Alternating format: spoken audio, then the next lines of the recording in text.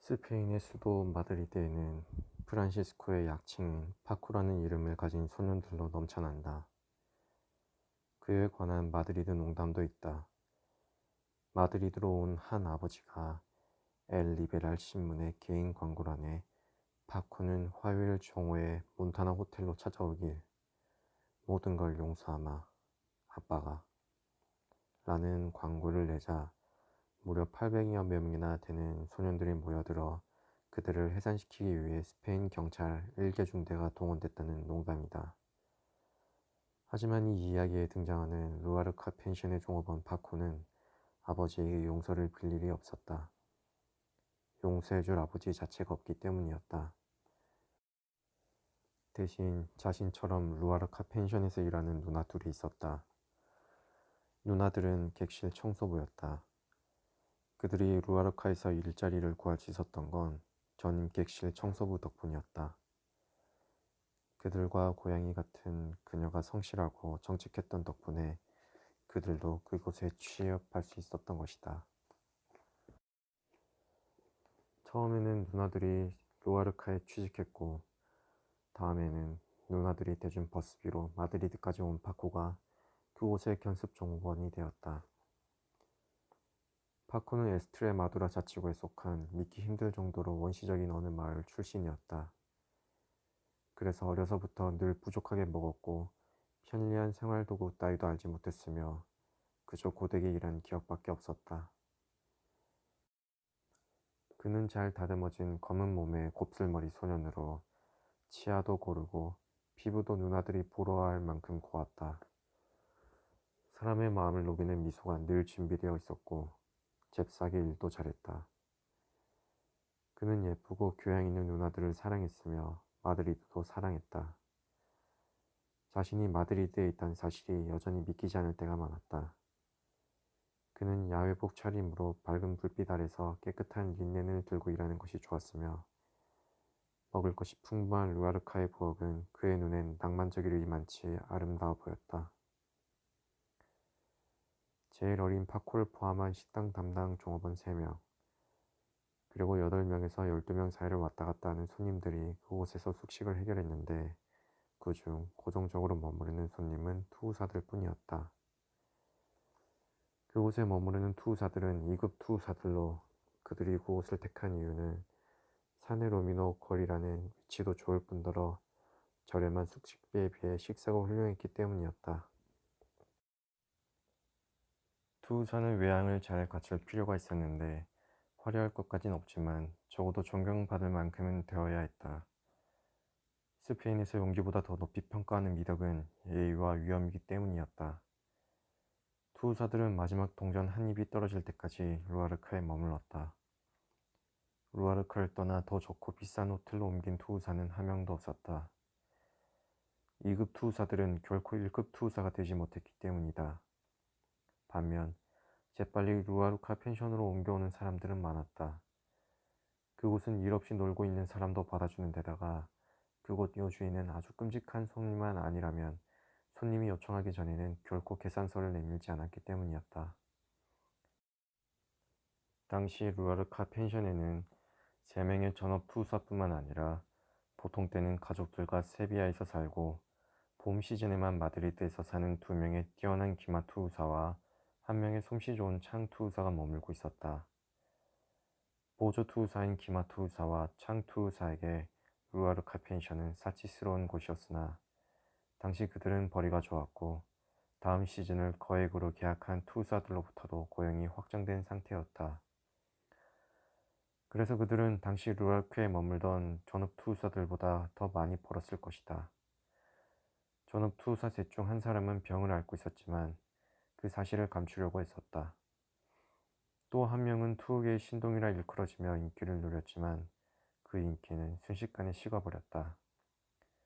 그리고 나머지 전업 투우사는 겁쟁이였다. 겁쟁이는 소뿔의 하복부가 바치는 심각한 부상을 입기 전까지는 유달리 용감하고 뛰어난 기술로 명성이 자자했던 투우사로 아직도 잘나가던 시절의 타성에서 벗어나지 못하고 있었다. 그는 지나치다 싶게 유쾌하게 굴면서 화가 날 때나 안 날 때나 늘 웃고 다녔다. 하지만 성공 가도를 달리던 시절 툭 하면 농담을 던지던 모습은 이제 보이지 않았다. 사람들은 그가 감정을 잃어버렸다고 확신했다. 그래도 영리한 그는 여전히 천진한 얼굴로 품격 있게 처신했다. 병을 앓는 전업투우사는 아픈 모습은 절대 보이지 않는 조심스러운 사람이었고 식탁에 차려진 음식들을 모두 조금씩 맛볼 만큼 세심한 사람이기도 했다. 그는 굉장히 많은 손수건들을 갖고 다녔는데 자신의 방에서 손수 빨았다. 최근에 그는 투우복을 팔아치웠다. 크리스마스에 헐값으로 한 벌을 처분했고 4월 첫 주에 또 한 벌을 팔았다. 투우복은 무척 비싼 물건이라 늘 간수를 잘해왔는데 아직 한 벌이 더 남아 있었다. 앓기 전에는 아주 전도 유망한 선풍적인 인기를 끌던 투우사였다. 글을 읽을 줄은 몰랐지만 마드리드에서 데뷔했을 당시 그가 벨몬테보다 나았다고 보도한 기사를 스크랩에 놓고 있었다. 그는 조그마한 식탁에서 거의 고개 한 번 들지 않고 혼자서 식사를 했다. 신동으로서 짧은 인기를 누렸던 전업투우사는 키가 아주 작았고 구릿빛 얼굴에는 위엄이 넘쳤다. 그 역시 혼자 따로 식사를 했고 아주 드물게만 미소를 지을 뿐 크게 웃는 일은 전혀 없었다. 그는 북서부의 바야돌리드 출신이었는데 그쪽 사람들은 유난히 진지했다. 그는 용감하고 침착한 솜씨에 유능한 투우사였지만 투우 스타일이 구식이라 사람들을 오래 사로잡지 못했고 그래서 포스터에 오른 그의 이름이 더 이상 사람들을 투우장으로 유인하지 못했다. 그가 한때 신동으로 불렸던 건 황소의 어깨에 가려 거의 보이지 않을 만큼 키가 작다는 점도 한몫했는데 이제는 키 작은 투우사가 얼마든지 있어 그 점에서도 대중들의 환상을 자극하지 못했다.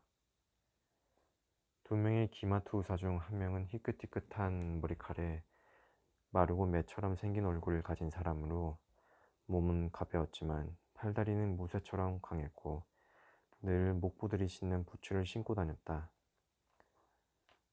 저녁이면 엄청나게 술을 마셔대며 펜션의 여자들을 음탕한 눈길로 쳐다보았다. 또 다른 기마투우사는 덩치가 크고 거무튀튀한 얼굴의 미남자로 인디언 같은 흑발에 엄청나게 큰 손을 가지고 있었다.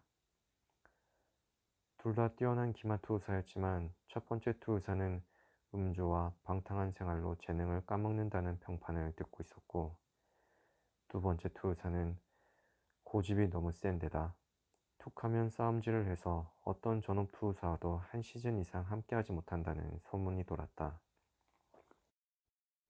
창 투우사는 머리가 희끗한 중년임에도 불구하고 고양이처럼 잽쌌으며 식탁에 앉아있는 모습은 부유한 사업가처럼 보였다. 그의 다리는 이번 시즌에도 여전히 문제가 없었기에 똑똑한 데다 경험도 풍부한 그는 충분히 장기 고용될 만했다. 하지만 그의 마음속에도 공포가 상존하고 있었다. 지금은 투우장 안팎에서 자신만만하고 침착한 모습을 보여주지만 언젠가는 발놀리는 속도가 떨어질 때가 올 것이기 때문이었다.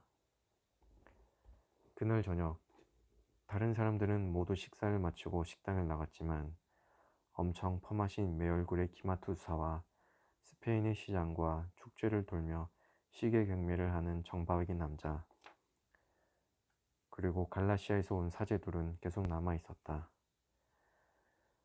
사제들도 과음까지는 아니지만 어지간히 마신 듯 보였다. 와인값은 펜션 숙박비에 포함되어 있었다. 종업원이 새로 딴 발데페나스산 레드와인 병을 경매인과 기마투우사와 두 사제의 식탁에 각각 한 병씩 갖다 놓았다. 식당 끝에는 종업원 셋이 서 있었다. 식당 담당 종업원은 각자가 맡은 식탁들이 다 빌 때까지 식당에 남아 있어야 하는 것이 그 펜션의 원칙이었다. 하지만 그날은 그때까지 자리를 떠나지 않고 있던 두 사제 식탁 담당 종업원이 노동조합 회의에 참석해야 하는 날이었고 바코는 자기가 대신 그 식탁을 맡겠다고 했다. 그 시간 2층에 병든 투사는 홀로 침대에 얼굴을 묻은 채 엎드려 있었다. 신동이라는 타이틀을 잃은 투사는 창가에 앉아 밖을 내다보며 카페로 나가볼까 생각 중이었다. 겁쟁이 투사는 파코의 큰 누나를 방으로 불러 뭔가를 요구했고 그녀는 웃으며 거절하고 있었다. 투사가 말했다. 이리 와, 꼬마 아가씨. 싫어요. 파코의 누나가 말했다. 제가 왜요? 부탁이라니까. 식사를 하셨으니 제가 디저트가 되셨으면 하는 거겠죠. 한 번만이야. 해가 될 게 뭐 있어? 그만하세요. 그만하시라고 말했잖아요. 아주 간단한 일이야. 그만하시라고 했어요. 아래층에서는 노동조합 회의에 늦은 키 큰 종업원이 저 시꺼먼 돼지들 좀 보게 하고 빈정거렸다. 그런 식으로 말하지 마. 나이든 종업원이 말했다. 괜찮은 손님들이야. 그렇게 많이 마시지도 않았어. 나는 그런 식으로 말할 거예요. 키 큰 종업원이 말했다. 스페인에는 두 개의 골칫거리가 있죠. 황소와 사제. 황소든 사제든 하나씩 떼놓으면 그렇지도 않아. 나이든 종업원이 말했다. 그렇긴 해요. 키 큰 종업원이 말했다. 하지만 개인을 통해서만 그 계급을 공격할 수 있어요. 황소 한 마리씩, 사제 한 명씩. 그렇게 죽여야 해요. 그러면 언젠간 모조리 죽게 되겠죠. 씨가 마르겠죠. 그런 말은 회의에 가서나 해. 나이든 종업원이 말했다. 지금 저들이 마드리드에서 저지르고 있는 만행을 봐요. 키 큰 종업원이 말했다. 벌써 10시 반인데 여전히 펴 마시고 있잖아요. 10시에야 마시기 시작했잖아. 나이든 종업원이 말했다. 보다시피 음식도 많이 남았고 독한 와인을 마시는 것도 아니잖아. 술값도 지불한 거나 마찬가지야. 숙박비에 포함되어 있는 거잖아. 당신 같은 멍청이가 있으니 노동자들이 어떻게 단결할 수가 있겠어요? 키 큰 종업원이 말했다. 이봐, 나이가 50이 넘은 종업원이 말했다. 난 평생 동안 일했어. 남은 인생도 그래야겠지. 하지만 난 일하는 것에 불만 없어. 일을 하는 게 정상인 거야. 맞아요. 하지만 일자리가 부족하면 사람들이 죽게 되죠. 난 항상 일자리를 구했어. 나이든 종업원이 말했다. 회의에 나가. 여기 있을 필요 없어. 당신은 좋은 동지예요. 키 큰 종업원이 말했다. 하지만 이념이라곤 통 없어요. 메우르시 메 팔타 에소쿠에 엘 오트로. 나이든 종업원이 말했다. 일이 없는 것보다는 이념이 없는 게 낫다는 뜻이었다. 회의에 나와서 가. 파코는 아무 말도 하지 않았다. 그는 아직 정치를 이해할 수 없었지만 사제들과 스페인 경찰들은 죽여버려야 한다는 키 큰 종업원의 말을 들을 때면 늘 흥분이 되곤 했다. 키 큰 종업원이 그에게는 곧 혁명이었고 혁명은 곧 낭만이었다. 파코는 선량한 가톨릭 신자도 되고 싶고 혁명가도 되고 싶었으며 동시에 투사도 되고 싶었다. 회의에 다녀오세요, 이그나시오. 그가 말했다. 아저씨 일은 제가 대신 맡는다니까요. 나도 도와줄게. 나이든 종업원이 말했다. 혼자서도 충분해요. 파코가 말했다. 이그나시오 아저씨는 회의에 가세요. 프레스 메보이. 그래, 가볼게. 키 큰 종업원이 말했다. 고맙구나. 그러는 사이 위층에선 겁쟁이 투사가 껴안으려 들자 파코의 누나가 마치 레슬링 선수처럼 기술적으로 그를 피하며 화가 나서 말했다. 거지 같은 인간들, 실패한 투사들, 천하의 겁쟁이들. 이럴 일 있으면 투장에서나 써요. 말하는 거 하고는 창녀같이. 창녀도 여자예요. 하지만 난 창녀가 아니에요. 넌 창녀가 될 거야. 그래도 당신하고는 안 해. 나가.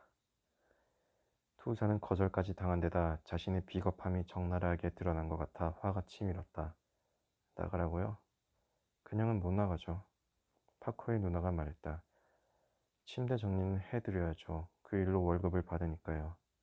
나가. 투사가 말했다. 그의 넓적하고 잘생긴 얼굴은 곧 울음을 터뜨릴 듯 잔뜩 찡그려져 있었다. 창녀 같은 년. 더러운 창녀. 투사님. 그녀가 문을 닫으며 말했다. 나의 투사님. 투사는 방은 침대에 앉아 여전히 얼굴을 찡그리고 있었다. 투우장에서는 끊임없는 미소로 투우사와 황소의 움직임을 가장 잘 지켜볼 수 있는 첫째 줄의 관람객들을 시종일관 놀라게 한 장본인이었다.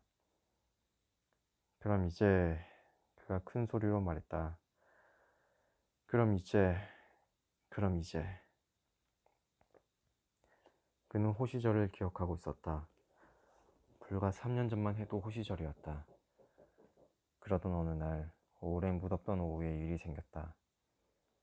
그날 자신의 어깨에 걸쳐져 있던 금실로 누비인 비단 투우 재킷의 무게를 그는 여전히 기억하고 있었다. 그날 자신의 목소리는 마치 카피안을 울리듯 투우장을 낭랑하게 울렸다. 소를 죽이러 달려가자 두드리면 나무 소리가 나는 넓적하고 끝이 갈라진 소뿔이 낮아지던 것도 기억하고 있었고, 짧은 털이 박힌 시꺼먼 소의 어깨 맨 위쪽을 뾰족한 검으로 어떻게 찔렀는지도 기억하고 있었다. 칼등이 손바닥으로 향하게 칼을 쥐고 칼날을 소의 어깨에 밀어넣는 것은 굳은 버터에 칼을 꽂는 것만큼이나 쉬웠다. 그는 왼쪽 팔로 소를 가로막으며 왼쪽 어깨와 왼쪽 다리를 완전히 앞으로 기울여 체중을 아랫배에 실었다. 하지만 다음 순간 그는 소뿔에 얹힌 채 요동쳤다. 사람들이 구해주기 전까지 한 번 더 요동쳐야 했다. 이제 그는 소를 죽이러 다가갈 때면 좀처럼 소뿔을 볼 수 없었다. 내게 대들던 창녀들이 내가 전에 무슨 일을 겪었는지 어떻게 알겠어. 그리고 그년들이 무슨 대단한 일을 겪어봤다고 날 비웃어. 창녀들이 겪은 일이라야 빤하지 않겠어? 아래층 식당에서는 기마투사가 사제들을 바라보며 앉아 있었다. 여자들이 있었다면 그들을 바라봤을 테고, 그들이 없다면 외국인을, 온잉글레스를 흥미롭게 바라봤을 테지만 지금은 여자도 외국인도 없어 두 사제를 재미나다는 듯 거만하게 지켜보고 있었다. 그러는 사이 전박이 경미인이 일어나 냅킨을 줬고는 자신이 시켰던 마지막 와인을 반 넘게 남겨놓고 자리를 떴다.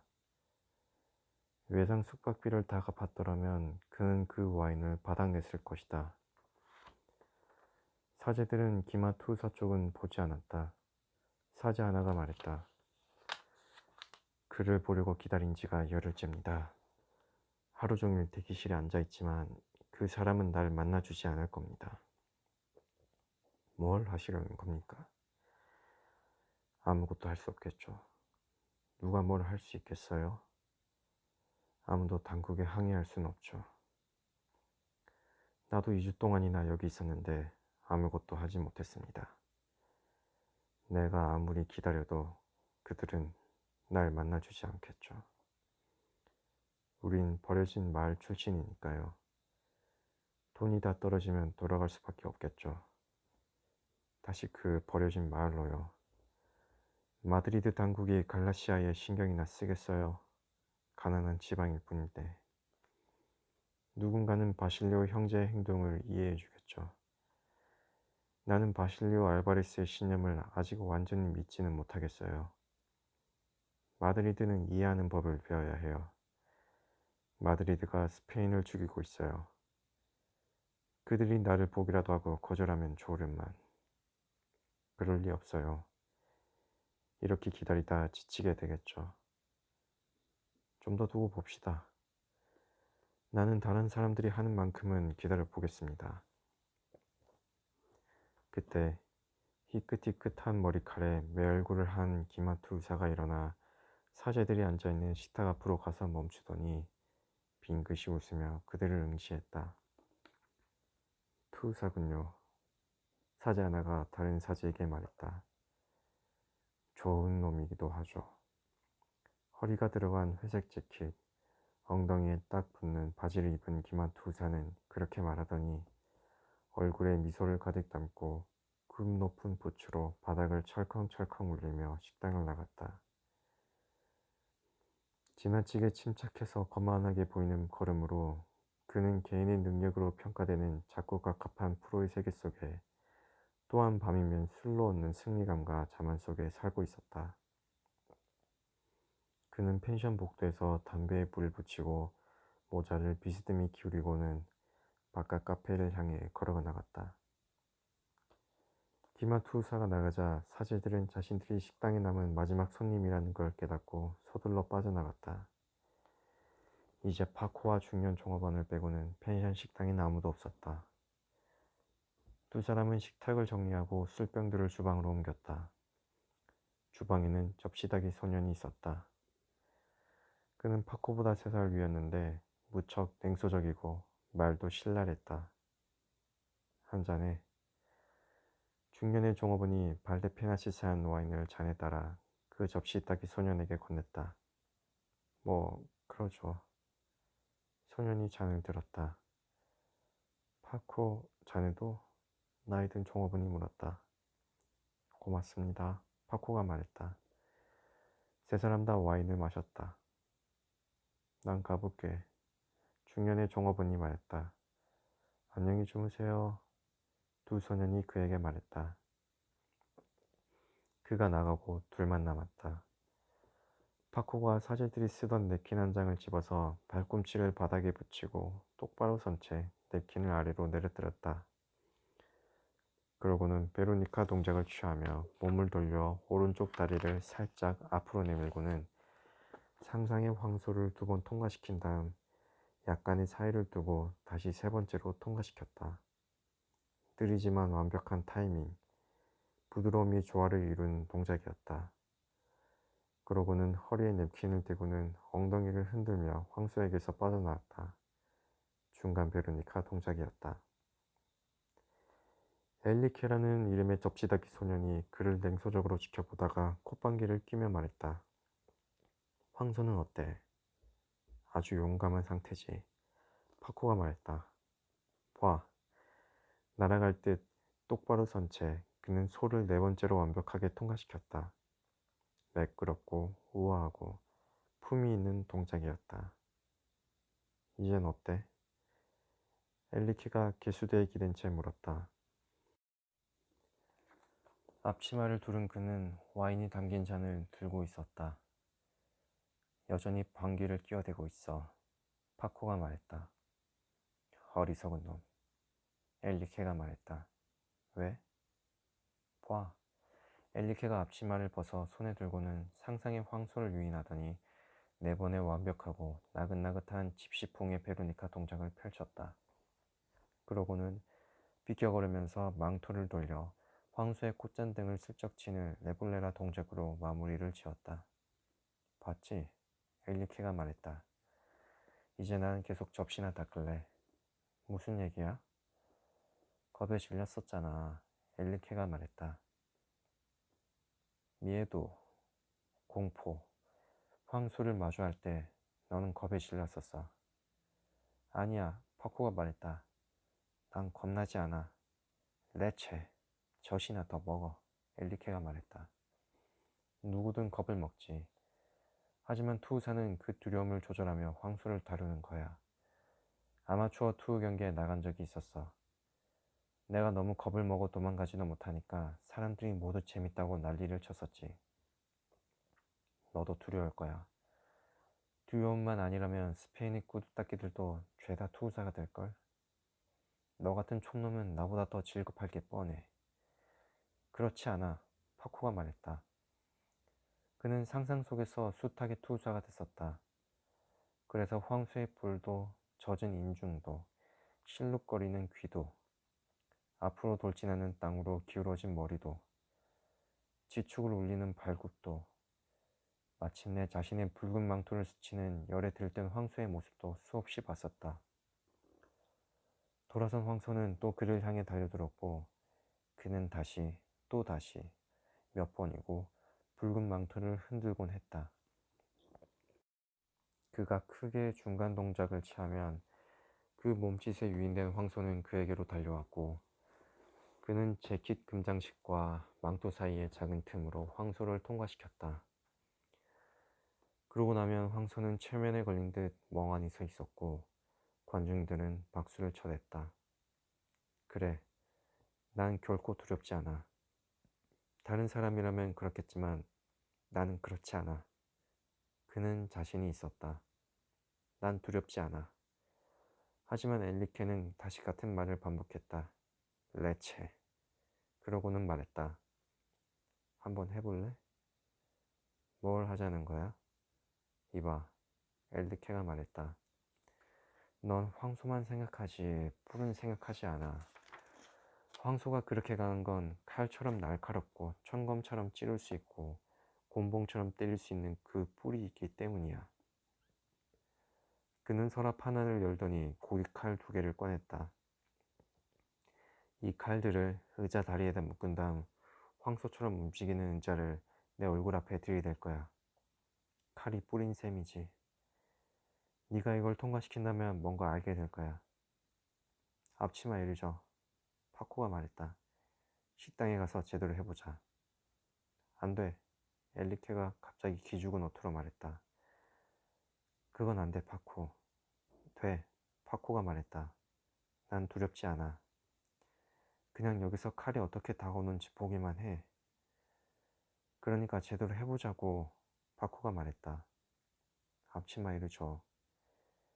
엘리케가 면도날처럼 날카롭게 갈린 2개의 고깃칼을 두꺼운 냅킨으로 감싼 후 그것을 의자 다리에 끈으로 꽉 묶는 동안 객실 청소 담당인 파코의 2 누나들은 그레타 가르보가 나오는 영화 안나 크리스티를 보러 극장으로 가는 길이었다. 2 사제 중 하나는 네이 차림으로 성무일 도서를 읽고 있었고 다른 하나는 잠옷 차림으로 묵주 기도를 하고 있었다.